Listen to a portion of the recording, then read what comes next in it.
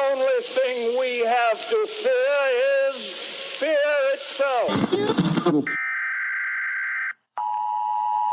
The National Weather Service has issued a severe thunderstorm warning. Welcome to the Common Sense Practical Prepper Podcast, where prepping doesn't have to be complicated or expensive. Coming to you from a well-defended off-grid compound high in the mountains.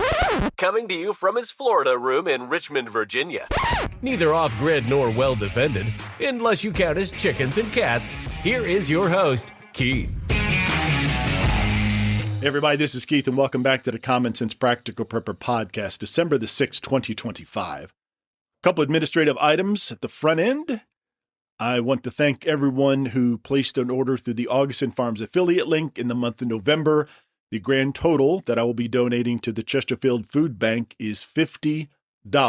I rounded it up a little bit, so $50 will be going to the Chesterfield Food Bank. Thank you so much for your participation in that. Another milestone, the podcast recently hit 50,000 downloads. So again, thank you so much for stopping by and taking a few minutes out of your busy day, out of your busy lives, listening to me ramble on and on about prepping. Received several emails about the Gray Man episode, and I will get to those in my next mailbag episode, maybe the middle of this week coming up. All right, so what I want to talk about tonight is a couple years ago, I did a podcast on generators. I called it Generators 101. And I believe it is either number 2 or number 3 as far as the number of downloads that it received. So I want to go ahead and do an update. And I was doing the research. There is a lot that has changed. And I was really quite surprised. Well, with technology, I really wasn't, but so surprised. So let's go into some of the updates and some of the things that I found out while doing my research. So what we'll do, we'll go over some of the fresh rules, some of the county ordinances that may or may not apply to you, some of the new whiz-bang features they've added to some of these generators, and then some of the safety precautions that we can use. So the types of generators really haven't changed that much, but their availability has. So tri-fuel generators, which is the generator that I have, is still ranked top of the type of generators, basically because it gives you several options on the fuel. So we'll go into that. So it runs on gas, propane, and natural gas. So you're not stuck just with one. So if one becomes scarce, too expensive, you have options. A new twist that a lot of these brands have added is a USB-C port. Now, these things put out a lot of watts, like 5,000, 10,000, 12,000. To be on the safe side, I'm not sure if I would trust a USB-C plugged into a generator. Now, granted, it's stepped down, several times, so it's not going to explode in your hand once you plug in your phone. But, do we really need a USB-C on our generator? To me, that's just another wire, another gadget that could go bad and perhaps cause a malfunction somewhere. Remember, we're going to have our power banks charged, so I really don't think I'm going to be plugging my iPhone directly into my generator, but it's available. They also have battery warm-up blankets, so in very cold climates, you can have a blanket that runs like 12 watts. It runs very low power over the generator in case it's outside and not in your garage to help it start a little quicker and a little easier, and it's not such a drain on the battery. They have auto start. They start with key fobs, they have apps, so we'll go into a few of these things here in just a second. So if you're budget conscious, what you want to look for is like an inverter, a generator inverter. Now, they're relatively inexpensive, but they are kind of limited on what they can do. Decibel-wise, 40, 50, 60 decibels. Again, they're probably some of the more quieter types of generators, so it really just depends on what you need. All right, so let's talk about wattage. So probably the most important thing when it comes to a generator is the wattage.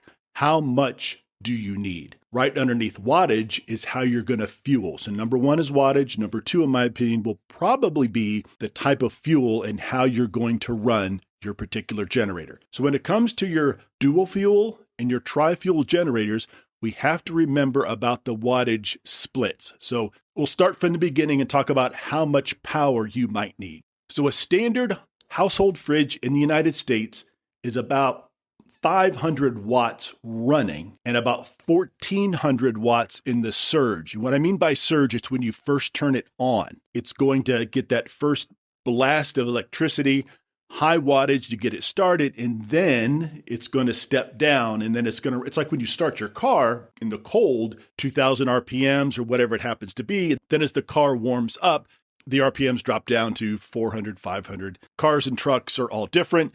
Just depends on what you have. Microwaves, 1,200 running, 1,600 surge. Shop lights, LED, maybe 6 watts, maybe 10 watts. But remember, if you're going to plug your appliances or your lights into a power strip, you need to take that into consideration as well. Maybe 15 watts up to 30 watts, depending on the size of the power strip. So here's a rule of thumb. Add up everything that you have if you're running it all at once, which if you need to do that, that's fine. But most people, just with a backup generator, don't run their entire home, but that's a possibility. So go ahead and add everything up and then add 20% as just a little bit of buffer so you're not popping breakers. Hooking up your generator. Extension cords still work. Some cities or counties require a transfer switch if it's over 2,500 watts. Install for a transfer switch could be between $200 and $500.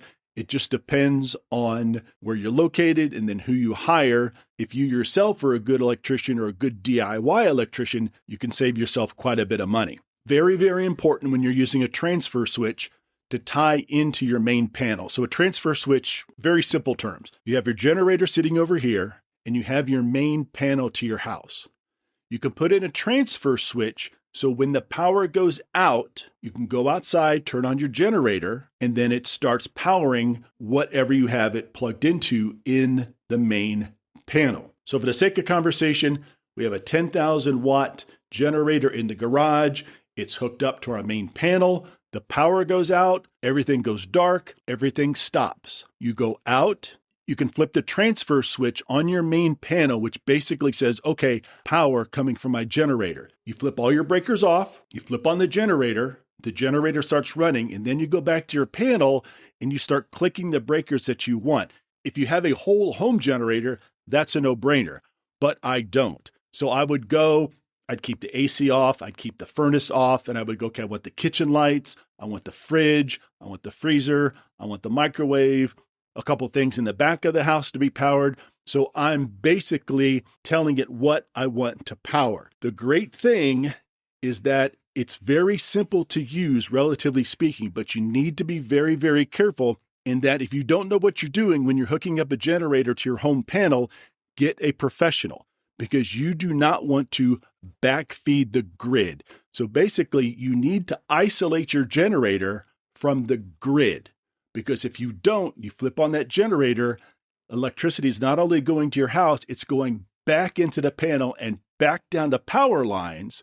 And we don't want to injure or kill the linemen 2 or 3 blocks away that are up in the bucket truck trying to repair the lines of the transformer. That is very dangerous. That's why some cities and counties require an electrician to come in and put in the transfer switch and make sure everything's wired up correctly. And then sometimes the county or the city will send somebody out to inspect that work just to make sure. You would be surprised on the number of people that want to save a few bucks. They end up backfeeding the grid and somebody gets hurt or killed down the line. So be very careful. I have a very healthy respect for electricity. I was electrocuted when I was in college. And as I think about it, I just get chills because it's one of the worst feelings that I've experienced so far. And I don't want to experience that again. And I certainly wouldn't want someone try to save a few bucks and end up hurting or killing a lineman. Okay, a safety update. So carbon monoxide deaths when it comes to generators have doubled in the last 18 months. The rule of thumb is set your generator outside at least 20 feet from any door or any window or any intake vent. Do not put it in an enclosed garage. If you do, the garage door needs to be open and you need to have plenty of ventilation. Do not run your generator inside your home. I'll say it again. Under no circumstances should you run a generator inside your home. In an SHTF situation, the sound of a generator is basically saying, hey, everybody, I've got power. Come see what I've got. Come steal my generator. I've got power. You don't. So there are all sorts of tricks and tips. There's little generator sheds. Some people will build their own sheds. Some people will buy the commercial sheds. Some people will put them far away from their house. Some people will chain them to their deck. But just be very careful when it comes to situations like that. Also in 2025, smart load apps. So this takes a lot of the guesswork out of what do I want to turn on and how much power is it pulling. So some of these inverters and generators now pair with your Bluetooth app. Well, what a shocker. There's an app for that, and you can pair your generator to your phone via Bluetooth. No Wi-Fi, because if the power goes out, your Wi-Fi goes out unless you have everything wired and powered to have your internet working as well. So I have Verizon, I have fiber optic. So the fiber optic comes off the pole, comes into the house, and it comes into for the lack of a better term, I'll just call it like a power brick that's installed in my laundry room. From there, power is under the house, up through the floor, into the wireless gateway, and all that good stuff. So the thing about that is, if I want to power my router during a power outage, that's great, but I also have to power the power brick that's in my laundry room. Now, assuming there's no cut to the fiber optic, the lines have not been taken down because of ice or snow or an accident where a car hit the power line. But remember, the power brick, in my case, and then the router itself. I've got Starlink, so if I don't want to do the power brick, I use my Starlink just as an emergency backup, and I'm good to go. So with these apps, so you can have everything running, you can have apps, you can have smart plugs. I have a few smart plugs, and it's plugged into my Echo devices or my Alexa. So I can say, now she's probably listening now, so I'm probably going to turn something on. I can say, Alexa, turn on the whatever. I don't have anything called the whatever, so she hasn't said anything back to me. Or Alexa, turn off the whatever. We'll be back after a quick break. Hey, Common Sense Practical Prepper listeners. Want reliable, long-lasting food for your preps? Augustin Farms has you covered with top-quality freeze-dried and dehydrated meals, veggies, meats, and more. Shelf-stable up to 25 years, made in the USA, and actually delicious. Great prices, even better product.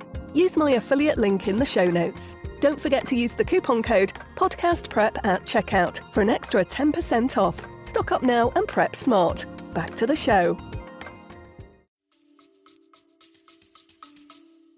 So with the smart plug, now she doesn't know what I'm talking about. Thanks, Alexa, that's fine.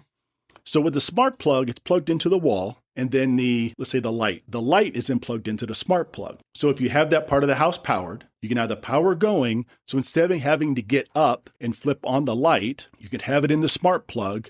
You go to your app and it's called Living Room, Christmas Tree, Internet, and you can just say, whoever you have, Google, Siri, Alexa, turn on the light, turn on the Christmas tree, and it comes on. Yes, Alexa, thank you. So, and then it turns on and it turns off.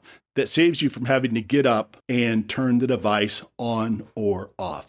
Again, convenience, but again, technology, and something can always go wrong. So let's talk about fuel. We've talked about wattage. Well, let's talk about fuel, and let's talk about the generators and the different type of wattage parameters or guidelines that these have.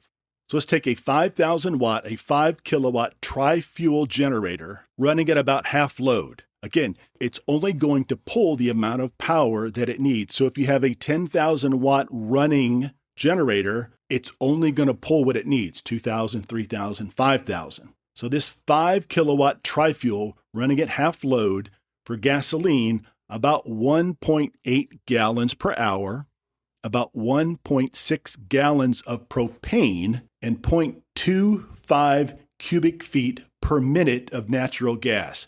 I have no idea what that looks like. So a quarter of a cubic foot, I can kind of picture that in my head.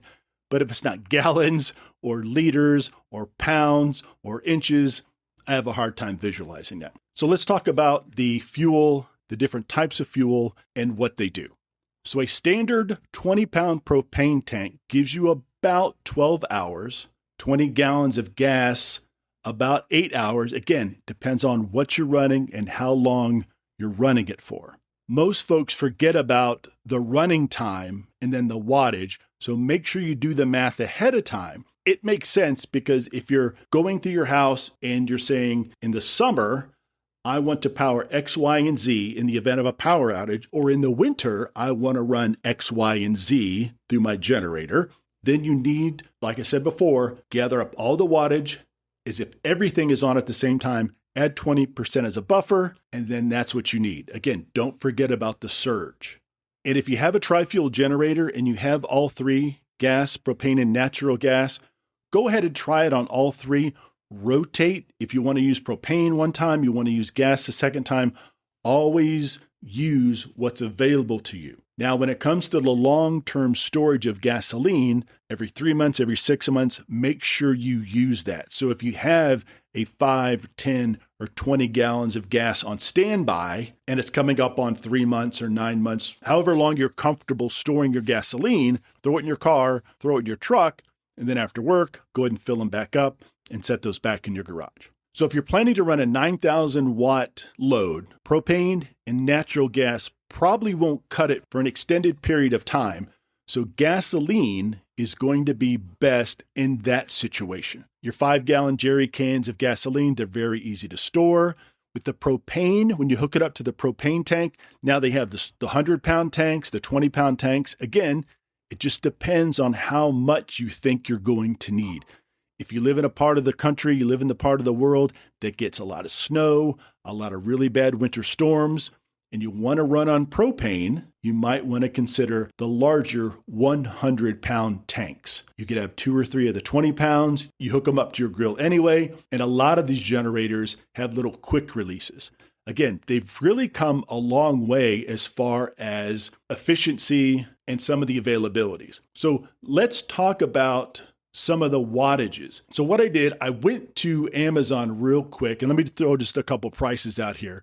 So here's a Duramax 13,000, and it's a dual fuel, 13,000 watt dual fuel generator. So here's a Westinghouse 12,500. It's also a dual fuel generator. It's already plugged in. It has the wires for the transfer switch.